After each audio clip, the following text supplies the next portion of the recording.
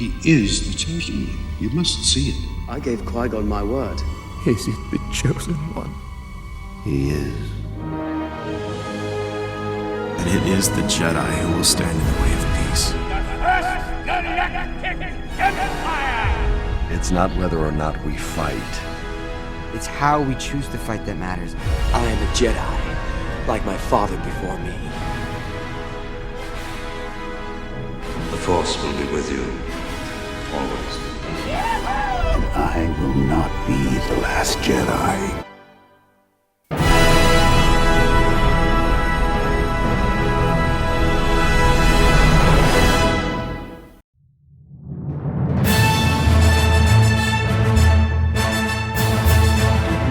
You are listening to The World Between Worlds, a Star Wars podcast where we have been marathoning all of Star Wars in lead up to the Rise of Skywalker. We're all very excited to talk about the season finale for the first season of Rebels, the series premiere of the second season of Rebels. Our characters are tested harder than they ever have before. We're introduced to characters both new and old in the Star Wars universe. The stakes are higher than ever for our Lothal rebels. This is a fire across the galaxy. We will squeeze Lothal until someone reveals the whereabouts of these traitors. For the good of Lothal, we have to leave. All right if I tag along? The more the merrier. Fighting alongside soldiers isn't what I signed up for. We are fighting a bigger fight. We're talking about Season 1, Episode 13, Call to Action, 14, Rebel Resolve, 15, Fire Across the Galaxy, Season 2, Episode 1, Siege of Lothal, and Episode 2, Siege of Lothal, Part 2. Didgeridoo. My name is Yates.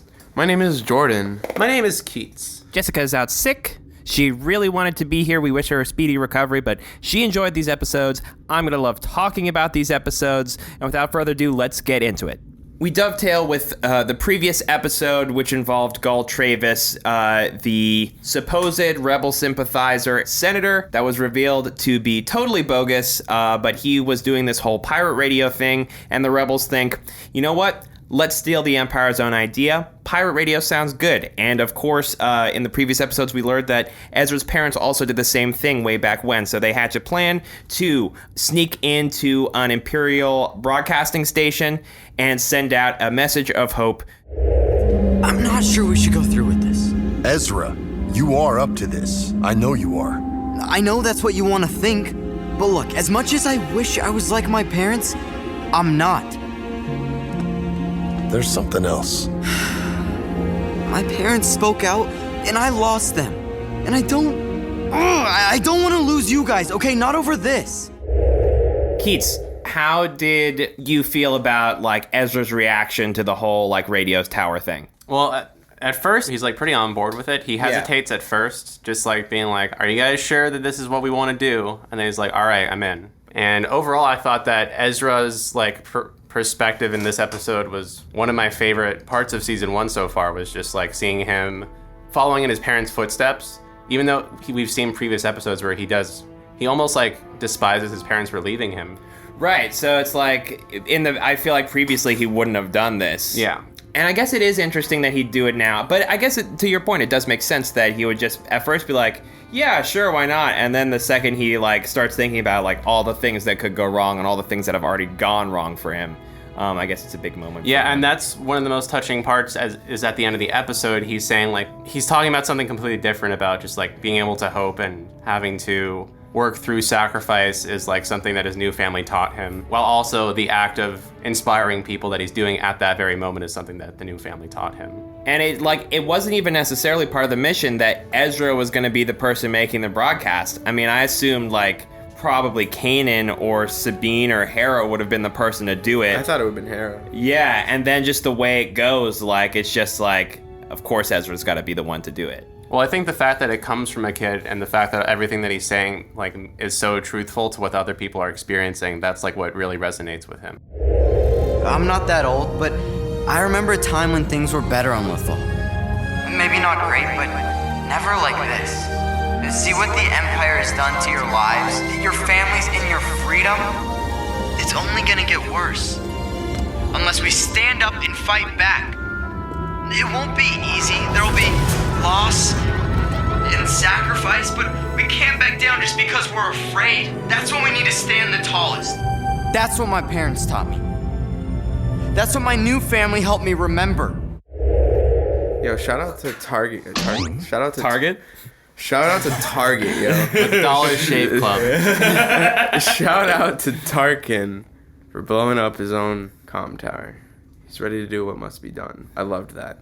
Yeah. Even Kanan was like shocked. I love how yeah. shitty Tarkin is, where he's like, you don't know what it takes to win a war. And he's like talking down to the Jedi. Yeah.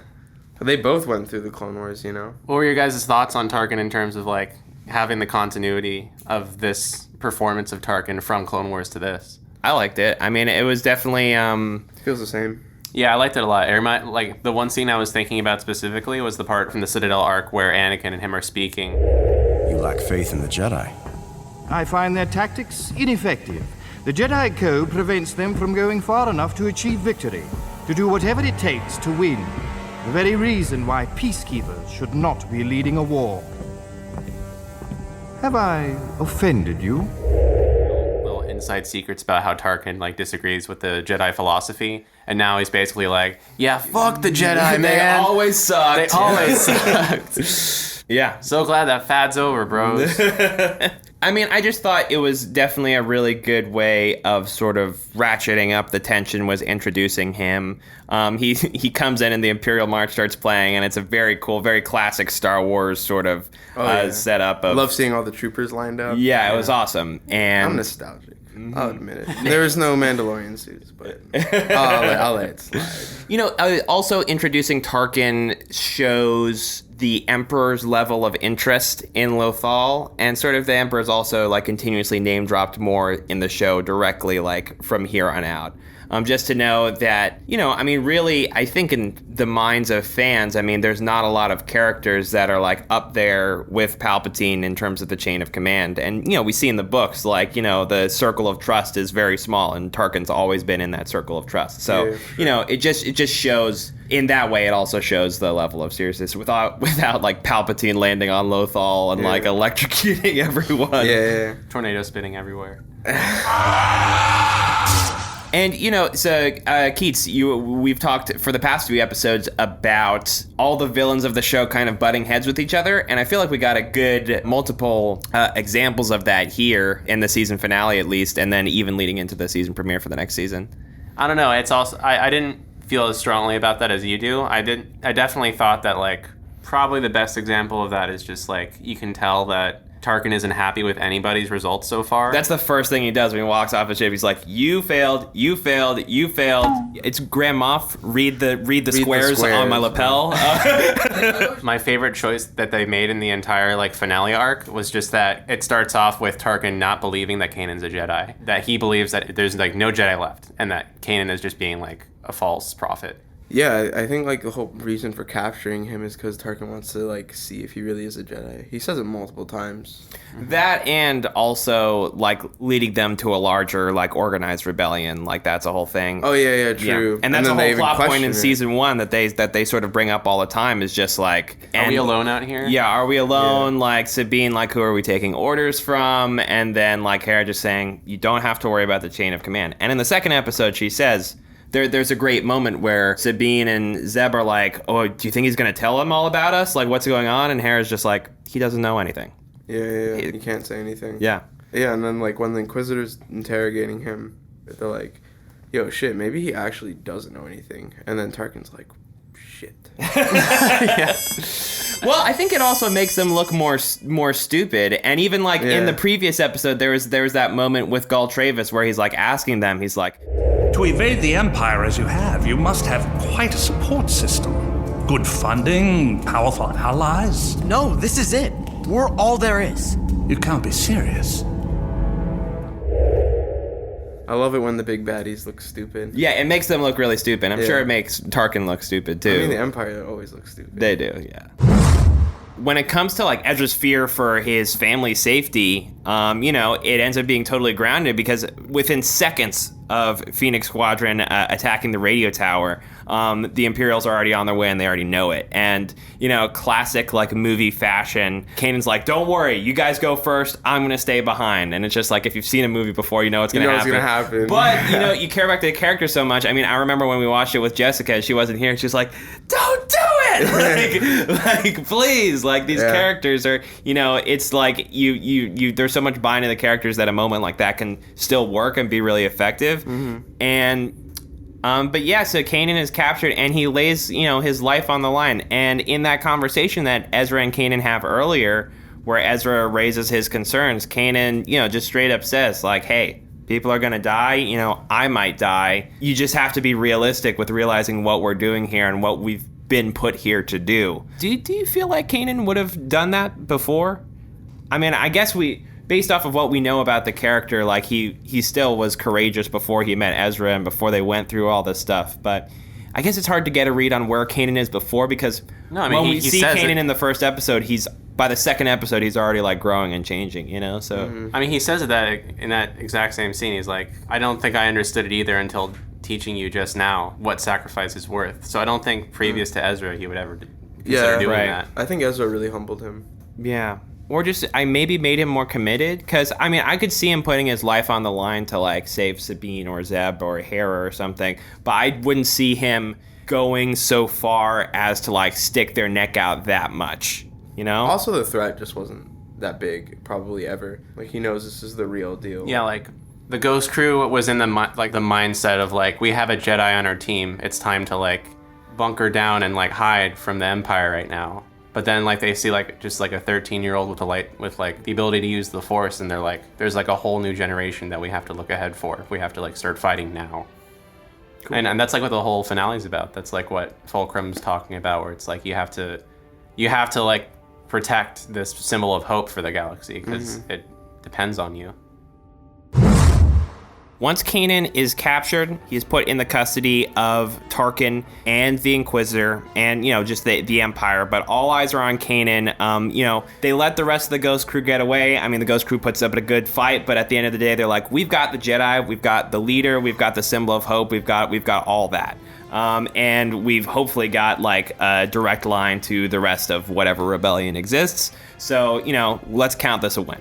So episode 2, like, not a lot happens, right? We don't even, like, we'll just say it. We're not going to talk about it that much because there's not much to say. It's a lot of, like, there's a lot of action. There's a lot of how do we get this character here? But because the storytelling's so good, like, even just, like, a moment that I think in a lesser show could have just been, like, whatever, like, the whole, like, Ezra, Sabine, and Zeb ditching Hera, like, even that moment to me when I was watching, I was like, this is great. Like, the way they sort of tease information out.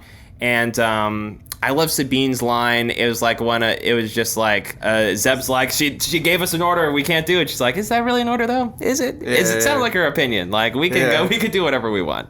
Like, a lot of cute stuff like that, where it just, like, even just the Chopper action sequence, it's like it didn't waste time.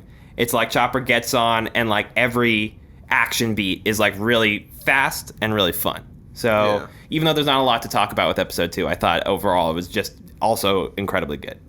They bring back the TIE fighter. Oh yeah, that's great. Like, it's like just a great little bit of continuity. I think I remember even watching the show for the first time, it's like they didn't ditch the TIE fighter, or did they? Do they even say that?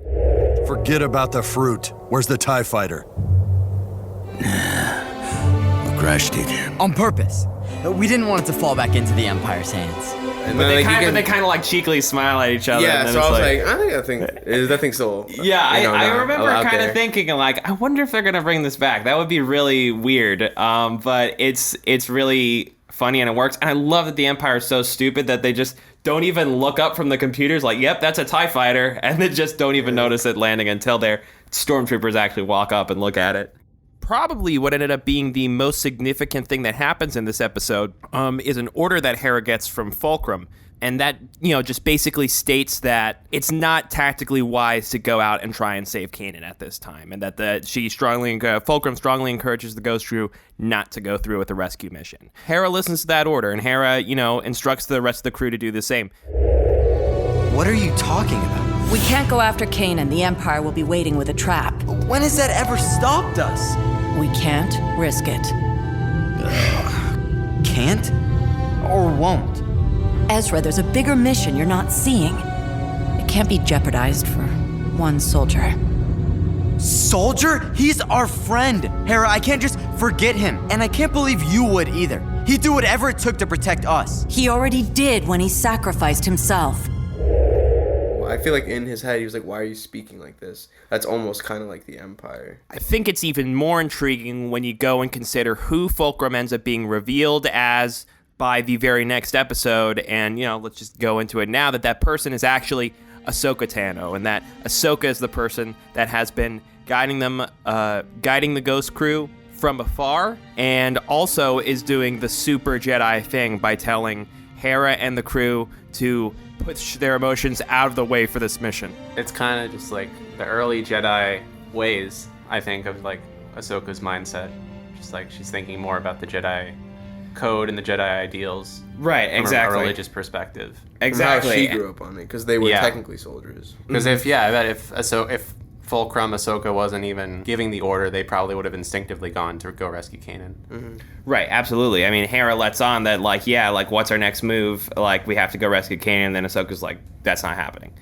But yeah, I mean, I also think, that line you mentioned before is, another really good example of just, how different Ezra and Kanan are, and just, how genuine, a love exists between them, where, I think of, I was trying to think of a similar example in the prequels, and I kept circling at first Obi-Wan and Anakin, but then it really hit me. Episodes and episodes and episodes ago, Kanan and Ezra go to try and save Luminara, and Kanan considers Luminara to be the type of person that should really be Ezra's teacher. But even just watching this finale here, I was reminded of one of her most significant arcs in Clone Wars, which is the Geonosis arc. Ahsoka, can you hear me? Come in. Master Luminara, don't worry. Be at ease, Skywalker. At ease? We need to act now. Ahsoka and Barriss may still be alive down there. There's not enough time. I sense them drifting away. To Anakin's shock and dismay, she moves right past that and says, if this is how she goes, this is how she goes. And then meanwhile, Ezra walks in and goes to save Kanan, and Kanan's like, I'm not, I really wish you didn't, but I can't deny I'm just so happy that you're here because I want to live and I want to. Right. But I can't take any more lightning. But I can't take any more lightning. But also, I love you. Thank you so much for coming to get me. I know. He knows he would do the same they would both do the same for each other. It's it's a sign of huge growth for, the two of them. And our perception of the Jedi. Yeah. It's like how we were talking back in the fight or flight episode where, just the idea about getting even, they couldn't just owe each other for a while. They had to hold it over each other's heads. Whereas Kanan and Ezra already made that connection so long ago. Mm-hmm. One of the things I really liked about the finale was that the rescuing Kanan op is just a mirror of the premiere of having to go rescue Ezra, and they touch on that. True. They touch on that briefly, where Ezra's Kanan's you shouldn't be here, but I'm glad you came. And then Ezra says, well, you would have done the same. And you actually have done that before. Honestly, just the writing for this whole finale, I think, is just absolutely perfect. Every single thing that needed to happen to get the characters where they needed to be was just done perfectly, and just the story sort of unfolded in a really great and organic way. So everything that pays off in the final episode really, feels earned. I feel similar to you, but I also felt all 5 of these episodes had a really similar problem with each one of them, where there was way too much patter battles and just all right, time to look at the garrison schematics and plan our next move, and then infiltrate. And there wasn't enough character growth for it had some good Kanan stuff, but among the entire family there wasn't a lot. My favorite scene throughout all 5 episodes was just Kanan and Ezra outside talking about if the plan to hijack the radio tower was the right decision or not. And then they're talking about sacrifice. I don't want to lose you guys, okay? Not over this. Hey, all of us have lost things, and we will take more losses before this is over. But we can't let that stop us from taking risks. We have to move forward. And when the time comes, we have to be ready to sacrifice for something bigger. That sounds good, But it's not so easy. It's not easy for me either. My master tried to show me, but I don't think I ever understood it until now, trying to teach it to you.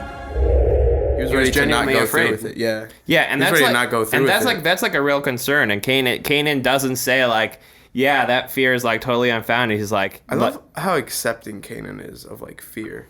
Like Yoda always talks about like not being fearful. And then in the episode where Tarkin Town is being burnt down, Ezra says he's not afraid. It's human and natural. It's to interesting. Feel afraid. You also got to think about the end of Kanan's duel with the Inquisitor, and I'm glad I watched it a second time because it always kind of felt just like after he thinks that Ezra's dead, he says, "That was a mistake." Why? Because you have no one left to die for you.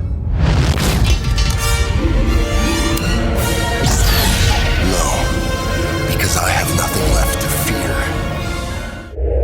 And I always thought that was just kind of like, it was like a good, obviously like pulled straight from Star Wars Jedi philosophy and planted into a line. But the more I think about it with the Inquisitor's line at the end, it also sets out a contrast between both of them about how they approach fear. Because Kanan's whole thing is like, I was afraid for Ezra's death, and now I'm set free by knowing that he's dead. I don't have to be afraid of that anymore. I can just focus on being me in this moment and fighting you. In that moment, he like transcends fear. Right. When he says like, I'll show you something more powerful than fear, the Force. Right. And then just fucking wrecks. The stupid lightsaber, right? He wrecks the stupid lightsaber. It's like he just goes in between it and slices it. Like, thank you. That's right, smart. and because the stupid lightsaber is just, it's all... Show. I mean, we make fun of it, but yeah, it's all It's show. all just to like instill fear in your opponent. Yeah, and like Kanan in actuality, he's like, hey, this is dumb. Like, this is really easy for me to beat, and all I need to do is just, be in the moment, and, this little intimidation thing that you're trying to do isn't going to work. Mm-hmm. And I also think that says a lot about the Inquisitors, too, because when we talk about the Inquisitors, like, not being so super powerful, when I saw that, I was like, yeah, like, the Inquisitor is just, like... Nobody. He's kind of like he's just a guy with a fancy looking lightsaber, but it doesn't make him a better fighter or fiercer warrior. Like soul to soul. And then just like the Inquisitor is just so afraid of like Darth Vader and like being held accountable for his actions. He's just like, you know what? I'm just gonna fucking kill myself instead. Yeah, like, I love that line. I mean, the reality of that moment is like the Inquisitor's right. It's not even that deep. It's just like, hey, like, you thought I was bad. Well, something way worse. Yeah, like, I'm tapping out because you've fucked this situation so much. Like, I don't want to be around for whatever happens to you guys. The Grand Inquisitor is already fucking dead. Jordan. Yes. Was it worth it? Yes. Okay, good. That was very easy. I enjoyed it. I really enjoyed that last fight. Yeah, last fight was really solid. I think this was like the first time where I actually felt like passionate about the dynamic between Kanan and the Grand Inquisitor. Even like when they're fighting, they haven't had any engaging back and forth wit or dialogue before, but I think this was the first time that it actually felt substantial. I like how the more he is in the show, the more of like a human being he becomes. Yeah. Like he seems like a lot more conflicted as time goes on about the Empire and their ideals. I mean, the whole 3 episodes, he is like definitely like he knows that he's like under the magnifying glass, because like the second Tarkin shows up, even he's just like, fuck you, Inquisitor, I can't trust you to do your job. And like the whole time he's like, don't worry, I'll be able to handle this, or like, don't worry, I'll be able to handle this. And each time it's just like less and less, and then just as Kanan becomes more and more powerful, like the Inquisitor is just really Shouts out to Jason Isaacs. Yeah, I'll miss him. He's such a great voice actor. So this whole prison escape, this whole arc, the whole first season has been building to the full-fledged Rebel Alliance showing up. It's a really great hero moment where Chopper comes in, and then we just see the classic Tantive Corellian cruisers come in, save our boys, and who's on there? Ahsoka's on the ship, Bail Organa's on the ship, Rebels! Hello, my friend. It is good to see you again. I don't understand. I met you once, for a few moments. I don't even know your name. His name is Senator Bail Organa. And the crews of the blockade runners? Members of other rebel cells. There are other cells. We're a cell? Wait, did you know we were a cell? No. We weren't supposed to meet. That way, if captured, we couldn't reveal the other rebels to the Empire. That was the protocol. The protocol has changed. Fulcrum. Ahsoka. My name is Ahsoka Tano. Imagining before Rebels, like, it almost seems like too crazy to have like Ahsoka as like a main figure of the Rebel Alliance. Yes. But like it's honestly not crazy. It just makes sense. It's just like that's a character I love, and I love that she's just so hardcore like on the good team. Like, yeah, this is something Jessica and I were talking about a while back, where I was just like, this show doesn't feel like someone's idea for an in-between series. It feels like this is how it's always been. You know what I mean? Mm-hmm. It doesn't feel like embellished or anything, for lack of a better word. It feels very like inspired and true to itself. I think I still need some convincing. That Ahsoka's in the rebellion? Yeah, like I want it to make sense, but it like half doesn't make sense to me. Like I just feel like she would want to stay distant from it all. And I guess she just feels so different from everyone involved. Like I think she like just stands out so much. I mean, it sounds like a lot of what you're missing from Ahsoka's development is just the book Ahsoka, where she's like remaining distant, and then she like bumps into Bail Organa, and then he convinces her to join. You're for a greater right. cause. I wasn't thinking about the book. Mm-hmm. Maybe I need to. But it's a good point for audience members who haven't read the book and don't want to read the book.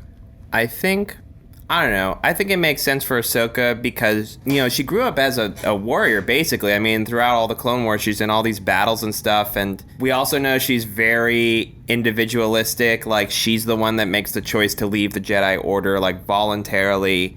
And, like, what I get from that is, like, she's a smart person and she cares about what she's fighting for and how is the best way to go about doing it. I think Ahsoka makes the right choice, and she's probably like super, super covert. Like, who knows what her actual life has been like these past 20 years, 15 years, what have you. Do you like her new design? Yeah, I think the design's great. I think it might be her best costume. I think my favorite details are her belt and her like breast armor. That's like, it just like literally looks like she's always 24/7. She's a warrior. Yeah. And she even has samurai lightsabers, which is the coolest lightsabers in Star Wars continuity, period. So, the finale ends. The Empire has suffered a crushing defeat, and what are they going to do to solve the problem? Send in your boy. DV. Kanan, what was that? Another Inquisitor? No. Something worse. What? A Sith Lord. The ancient enemy of the Jedi. How do we fight him? Fight him? Ezra, we were lucky to survive. So obviously season 1 leaves you promising with some Darth Vader in season 2, and season 2 comes along, and guess what? Darth Vader's there. Darth Vader was really good in this show because I think it showed more of like a military strategist side of him than we got to see before. I love it. And I think that's like the thing that no one really tries to touch when it comes to like like a Darth Vader story. Like everyone tries to rely on like the spectacle of like how evil and insidious Darth Vader can be, but the fact that he's just like standing in the background with like a ISB agent saying like the rebels are thinking this way, so they're gonna act and react to this scenario. Just like seeing his process and his chain of thought, and that is really cool. It's great, and I think that is like a ton of continuity with Clone Wars and the prequels. Is just like that version of the character. It's just like, hey, I grew up fighting my whole life. Guess what? I'm really good at fighting right now. And I'm really uniquely qualified to be the Sith Lord in a way that Darth Maul or Darth Tyrannus, like, fuck those guys. Like, I am fucking Darth Vader. Yeah. I mean, I agree. The military strategy side is really great. It's something I love about the character, but they give you just enough of the Force stuff, the fact that he can throw Ezra and Kanan across the room with no problem. And lift that 2 walkers up with yes, one hand. it's just like you just get just enough of that mystical wizard, evil wizard stuff where you're like, oh yeah, he's a threat in this way too, and we like that about Darth Vader, but then also like pivoting back to, at the end of the day, he's just a guy that's really good at being a soldier.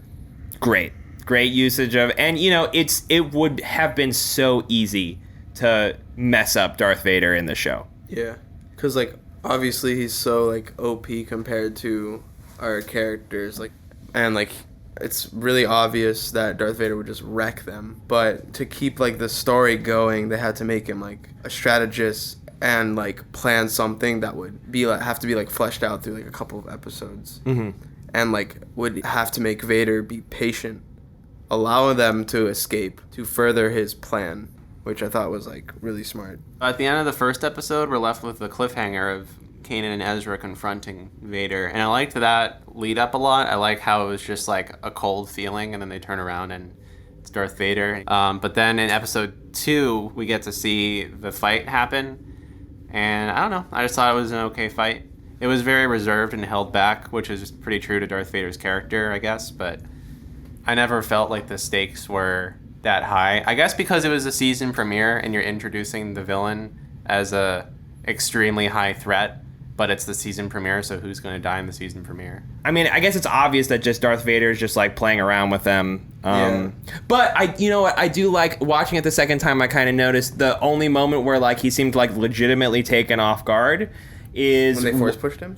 And it's them working together. Yeah. And it's the same thing with they do that, and then the rest of the Ghost crew that are on the ship are the ones that shoot down the walkers. So you know that they're more powerful with each other than they are like just like one-on-one fighting against Darth Vader. Because Darth Vader, first thing he does is he splits Ezra and Kanan up like immediately. Yeah. Because he's not fucking around. Yeah. I did like the Unity theme, but this is getting kind of nitpicky. I just feel like they do that so much, where they like throw bombs at something and then they're saved for like the second that they need to get out of whatever situation they're in. And it happens like 5 times an episode. But from a visual perspective, the Darth Vader fight was pretty cool with all the fire and stuff. Yeah.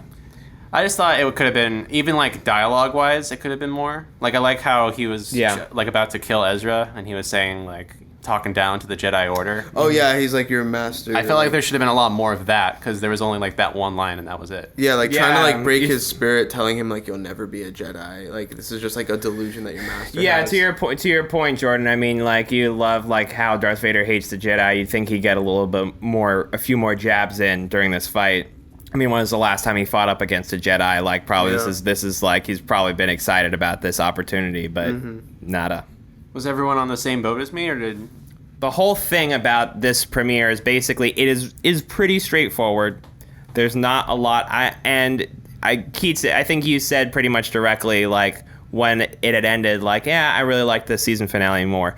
I agree. I think the season finale is like really, really tight, and this season premiere is kind of like... Well, it's because the season premiere is just Darth Vader's back, and that's the whole premiere. Yeah, but it's more than that. I mean, I think just in general, it's just like everything's about like the consequences of the actions that they've chosen to make. Like, what are... there's a bunch of different ways that we see it expressed. Obviously, Darth Vader coming in is the most obvious example. Like, if you keep fucking with the Empire, they're just going to keep sending in bigger dudes to come hunt you down. Darth Vader's a key example of that. But also, like, Kanan's whole thing, he has a big through line in these 2 episodes, is that Kanan doesn't want to be involved with the Rebel Alliance, which I thought was super cool. Yeah. And super, especially with us, like, coming off of Clone Wars, like, we're kind of on the same boat. It's like, yeah, Kanan, like, you've kind of done this thing before, or the Jedi have kind of done this thing before. Like, I love that scene. Fighting alongside soldiers isn't what I signed up for. You seem to be forgetting these soldiers helped save your life. And I'm grateful, but that doesn't mean I want to join their little army. When you and I started together, it was rob from the Empire, give to the needy, a noble cause. And now we're getting drawn into some kind of military thing. I don't like it. We are fighting a bigger fight, but it's still the right fight. I survived one war. I'm not ready for another one. I saw what it did. To the Jedi. To everyone. And, like, by the end of the episode, like, it becomes obvious to Kanan, if they were going to, like, leave the military and go back to the way they were before, at the end they have to leave Lothal. Like, they don't have anything to go back to. Like, they would have to start over from scratch, essentially, because, like, their whole thing is done. Like, that's, like, a huge consequence, is that Lothal is, like, being super, like, locked down. And Ezra even says it as they land on Lothal. He's like, I've never seen it like this before. Like, there's so many Star Destroyers in the sky. I did really like that when they're talking on the ship about whether or not to stay with the rebellion. Well, at the first off, I liked that Hera was like super democratic about it and was like, I'll listen to what everybody has to say. before she's like, I think we should stay with the rebellion. And because that is her first reaction when she's talking with Kanan. Exactly. It's like she was learning from that. But I think they do that all the time, and it always works really well. Yeah, and I think even Zeb or Sabine like said something that opposed like the way she looked at it. You could saw it in her face. She was like, I don't agree with that. Ezra, what do you think? And I like that Ezra was like the thing that convinced Kanan to like stay with the rebellion. I thought that was really sweet. Yeah, again, it's important, and I said it already, but they end the episode just saying like, hey, we can't go back to Lothal, and then Ezra, like, all that's on his mind is we need to get strong enough so we can come back and free the people from the Empire. And like that's what he cares about the most is like his planet and like his goals, and so that's why Kanan like sticks around. The end game that they have like in mind is so personal, but it also plays a part in the bigger picture. Yeah, which I think is just like really awesome. It's one of the great things about the show. Yeah. Yo, Minister Tua scared out of her mind. Lord Vader, with all due respect, you and Governor Tarkin are asking for miracles. If the rebels have left Lothal, then... If the rebels have left, then we must draw them back. And if they are here, we must draw them out. We will squeeze Lothal until someone reveals the whereabouts of these traitors. I'm sorry, my lord. I am merely a public official. I have no experience with such brutal tactics. You can explain that to Governor Tarkin.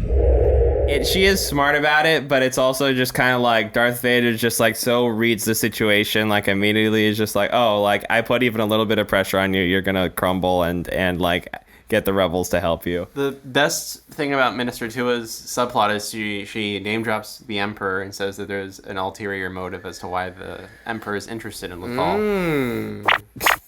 Wow. It's the plans to the Boba Fett Death Star. Oh shit. Minister Tua's design. Jordan, you talked a couple episodes back about just the idea that Minister Tua was just like she's just a librarian. It's specifically what you said, that just got promoted like when the Empire took over, and you know, now she's just like a total, she admits she has no idea what to do. Yeah. Well, she's kind of out of her depth, and I really like the scene where she's just like, it feels like a real like workplace like in like scenario where actually it's right before Darth Vader's introduced in the episode. She's like, I've set up checkpoints, I've done this, I've done that, like I've checked all the standard protocol and procedure that we're supposed to do, like what else do you want me to do? And Darth Vader's like, yo, it's not about setting up checkpoints, it's about catching the rebels, you idiot. Like you can't just like set up checkpoints and just like expect that to be enough. Yeah. And just like she's like totally out of her depth. Yeah. Also, Callus loves being Darth Vader's like little like lap dog. Just like he was like super intimidated by Grand Moff Tarkin, but he loves Darth Vader. Yeah. It's like, so are we getting tea later?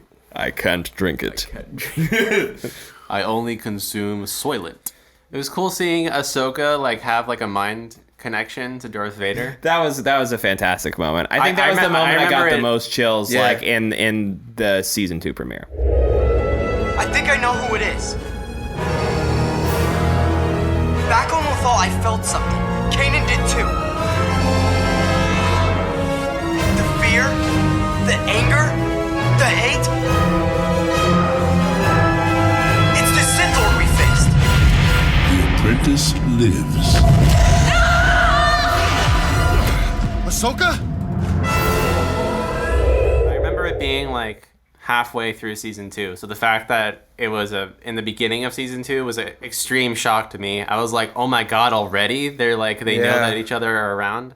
I didn't think it was that soon as well. Yeah. When Ahsoka, like before she passes out and like the screen is like white and then she yells no, do you think she's saying no because she saw that Vader is Anakin? Yes. I didn't think that the first time we watched it. What did you think the first time we watched it? Just like, I don't know, maybe it was like too much darkness or something. The way that this episode is set up, I don't think it gives you enough to say that Ahsoka knows for sure who Darth Vader is, because they even ask her directly. It's like, do you know who that is? And she's like, no, I don't. Well, they say a ton of times in Star Wars that emotions cloud your visions, so maybe she just isn't sure of herself. Sure, yeah, like true. So she wanted to, and I'm sure, like from Ahsoka's point of view, okay, like we said, we don't know what Ahsoka's been doing this whole time. Ahsoka has no fucking clue what happened to any of her friends. Like, there's no way of her for knowing, because even like the records at this point, like what happened, during Order 66 on Empire Day. No one knows. Like, no one knows what really happened. So, like, I'm sure Ahsoka, maybe we can get a bit of a brief glimpse into that in Season 7 of Clone Wars, like, the immediate aftermath of that stuff. But, I think overall, like, she either assumes they're dead or in hiding, and, so there's no way for her to really know what's happened to any of her friends. I think, like, the extent of everyone's knowledge is that, like, the Jedi betrayed, like, the Republic, and that's pretty much it. Yeah, but Ahsoka's, like, not gonna buy that shit for a second. For sure. Maybe she would. They did betray her, so. I think yes. But the Emperor, while Obi-Wan is kind of like meh, like the Emperor is kind of excited about Ahsoka being in play again. I'm curious why that is. Immediately, my mind kind of jumps to just the idea that, okay, Ahsoka's connected to the rebellion, and Ahsoka is going to try and save Anakin. So if we can get Ahsoka where we need to be, Vader can entrap Ahsoka, and we can find the rebels that way. Yeah. That's where my mind is at right now. They don't want to kill anyone. Like, even Vader says that, like, he wants them all alive. Yeah. Did you love him just being so excited about the prospect of Ahsoka being alive, and like specifically being like, Ahsoka might be able to lead me to Obi-Wan, and just like yeah. Because that's your shit, Jordan. You talk about it all the time when we talk about Darth Vader. Yeah, I love that. That was so cool. That's probably my favorite. But yeah, Obi-Wan being name dropped is always sick, and like I love how like Emperor had to like calm him down and was like, if he's still alive, because if like the Emperor like encourages it even more, like Vader's gonna go off the rails. Yeah, and I love that whenever they mention Anakin Skywalker, they always just like talk about him like he's a completely different person. Mm-hmm. And from a kid's point of view too, watching it, and it's the same thing with Empire Strikes Back, but from a kid's point of view, like just like, oh, who's Anakin Skywalker? Like that will play into like the rest of the season in regards to like Ahsoka trying to deal and like process like this new information that there's this Sith Lord named Darth Vader.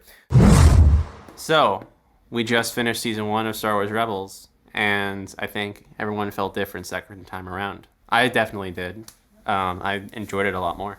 I thought it was a lot more epic, but also small scale at the same time. Doesn't make sense, does it? No. Jordan, you said previously you enjoyed the first season this time around, but you don't think people would enjoy it if it was their first time around. I think he said it specifically just in regards to the Inquisitors. Oh, that's right. How do you feel about the whole season of Rebels this time? Do you think that if you saw it, if you're just an everyday person who saw this for the first time, that they would enjoy it as much as you do? Because you have that retrospective angle? No. I think they would enjoy it, though, if they were open-minded to it. I think maybe partial reason why I didn't enjoy it so much the first time was I didn't care. But, like, if you go into it, like, hoping to care, then I think you'll enjoy it. Mm-hmm. But I feel like the show is very, like, not controversial. Like, just a lot of people aren't open to watching it. Like, I'm trying to convince this kid I work with to watch it. But he's, like, on the same boat that I was in where, like, oh, it's just a kid's show. I don't care. I don't want to watch it. But there's so much to it. Yo, everyone watches kid shows now. Yeah. Like, I love animation. Animation has this, like, thing about it where people just like, oh, that's for kids. Like, watching this, like, the amount of effort and art that is put into animation is just like mind-blowing. Like how they have to, like, how naturalistic like these characters move. Like, people don't think about that. They probably just think like, oh, you just make some shit in the computer and then it just pops up and it's just like that. Like, no, they have to like animate these characters to like where they're like feeling stressed, that their body movement has to reflect like the body movement of someone that's like stressed, so much goes into this. Especially in Star Wars, like every minute detail is gone over with like a fine-tooth comb, and it's just like... Yeah, people could spend weeks animating something, and then the creators are like, I don't like this fit, and then they have to start from scratch. Yeah, and it's like, kids enjoy it, obviously, because it's fun, but like, as an adult, knowing all the behind-the-scenes stuff, like, you appreciate it so much, and it's like it's a masterpiece, it's a work of art, and it deserves like respect and to be appreciated. So definitely like go into it with having like an open mind, open heart. I'm so excited for the remainder of season 2. It's gonna be awesome. Great stories ahead. Learn more about new characters, except for Sabine. Just kidding. We get an episode. Okay. My name's Yates. My name's Jordan. My name is Keith. May the Force be with you.